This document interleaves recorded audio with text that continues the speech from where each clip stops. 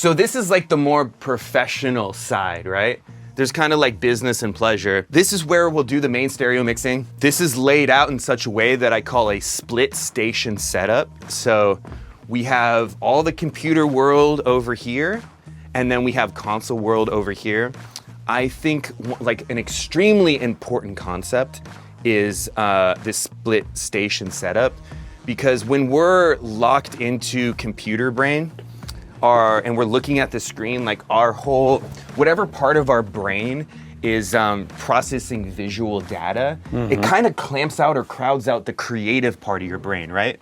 So imagine I had Pro Tools here, and if I'm like mixing this way, I'm like looking at the sound, and it's just like, night shift where the screen gets red all of a sudden? Yeah. So you're like mixing, you're on Pro Tools, your back is hunched and you're like deep in your mix, and then the whole screen kind of goes red because it's night shift time. It blocks out the blue light so you can sleep better. And then all of a sudden it seems like your mix changed, right? Okay, yeah. So that's the first time I was like, wait a second, my eyes are really influencing everything way too much. And it's the same way, every single plugin advertisement that you see on Instagram nowadays will have like the before in black and white, and it's like before, and then they unbypass and the after, and all the colors come back, and it gets louder and brighter, and like, this is eye shenanigan influences what you're hearing so much, and it's not a little bit, it's massive. So how do we get around that? Well, split station setup. So now we have to use computers all the time. I spend a lot of time in computer world, like hunched over doing my thing.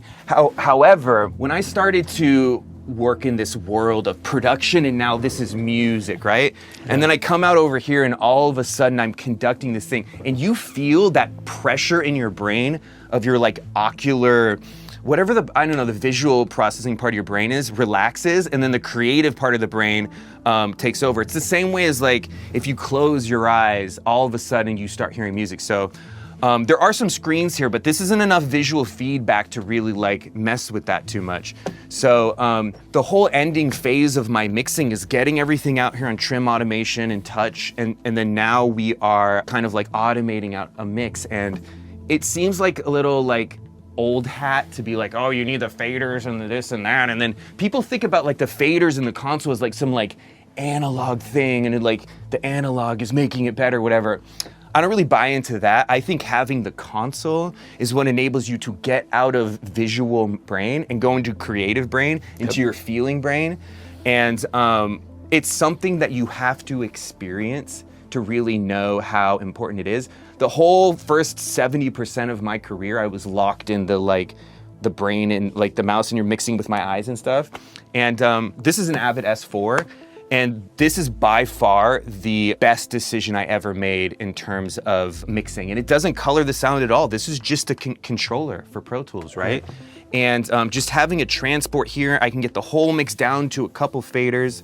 And then even things like, I can't set a reverb if I'm looking at the plugin or whatever. So anything that I press in here, like if I pressed a fader right there, that'll map to this knob right here. And now I can I can have a reverb return, and I set the level not looking at a screen. You'd be shocked. Like if you mix a song entirely with a mouse and keyboard and then entirely without looking at a screen, those will be two wildly different mixes. Even setting reverb levels or delay levels, the level of a guitar solo, even the way that you EQ things, massively different if you don't have any visual feedback. So yeah, it was a huge level up. And you're probably thinking, Jeff, like so many of the top mixers nowadays like don't use anything like this. And I'm like, yeah, I'm like, they would all be better if they did. And that's crazy, right? To think that's crazy. But there's a reason why the old goats, like Tom Elmhurst and things like Manny, like they haven't gone entirely in the box. And I think it's because like they can't be creative without this system, you know what I mean? So I don't think it's about analog versus digital. I think it's a workflow thing, and I think it's a feeling brain thing. The problem is though, Andy, when I don't have a setup like this, I can't function. You know what I mean? So in my home studio, I have this setup, but you can duplicate this. This is like insanely expensive. Yeah. And I needed a business loan to pay this off and everything. However, you can do a version of this for much less expensive. I have a whole chapter in Mixer Brain about the split station setup and how important that is to my thing. Wait, What's Mixer Brain? Oh, I'm glad you asked, Andy. Wow, product placement time. Okay, so it's ugly out there. So remember how I was talking about like I get DAW sessions from everybody? I'm not getting stems. So Yeah. I see everybody's DAW sessions from the top producers in the world to indie people, up and comers, and it's a disaster, okay? And why is it a disaster? Well, they're all really creative. They make amazing songs, but everybody's learned, myself included, to some extent, off of YouTube and these things you subscribe to, where the people go through what plugins they put on the songs that they mixed, and everything's being taught off of YouTube. And what ends up happening is everybody's getting way too focused on you imagine a painter getting way too focused on the paintbrush and not enough at the canvas, right? Right. Engineers are so focused on the paintbrush. Like, imagine if a painter was called like a paintbrush engineer or whatever. That's like so goofy, right? Yeah. But everybody is so obsessed with their tools, and then all of these tools that are sold to us by default almost makes everything louder and brighter and louder and brighter. And I have this principle that I call the Riptide principle that I teach about in this course, but like we're so drawn to louder and brighter that we spiral out of control into these death spirals. And one of my things is just like reject the chain mindset, but I'll get these vocal chains that have like 15 plugins on a vocal, and every little element of emotion is completely removed from it. It's like, we all know how corny it sounds if you take a MIDI piano and you just put all the velocity to like 127. There's no change in the velocity and all the notes are at the same volume, and all of a sudden it sounds super corny. Well, that's like the same thing you're doing when you have 7 compressors on a vocal. All the nuance and changes in volume and emotion just get stripped out, and you just have this like dead and lifeless performance. And that's focusing way too much on the paintbrush and not enough on the canvas. So the course, I had to make this thing because it's gotten to the point where almost everything that's sent to me is like in such a bad place. It's like depressing, and I've been bitching about it for years. And I'm like, okay, I need to stop bitching and see what I can do to help fix this. And that course is called Mixer Brain.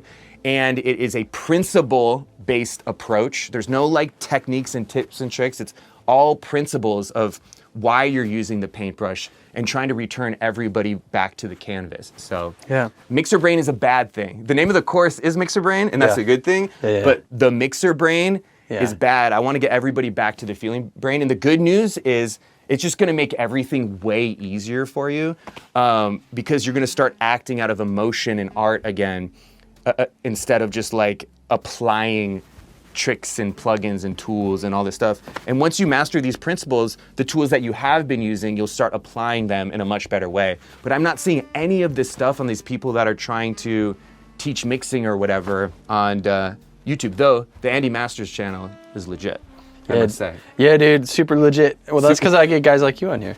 Well, you're actually a classically trained engineer too, you know what I mean? How rare is that nowadays? I say pretengineer. I like saying classically trained. Doesn't it sound cool, like Yeah, a it does classically sound cool. trained Yeah. Oh, yeah, like a pianist? vocalist, yeah. Yeah, I'm classically trained at East West Studios. It's gonna be unlike anything that's out there.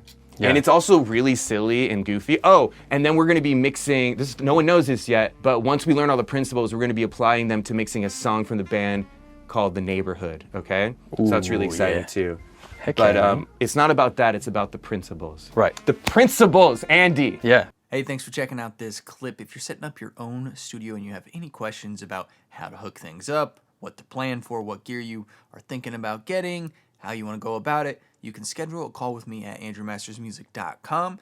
It's a one-on-one, 1-hour consultation where you can ask me anything you want. The link is down in the description. Go schedule your call today.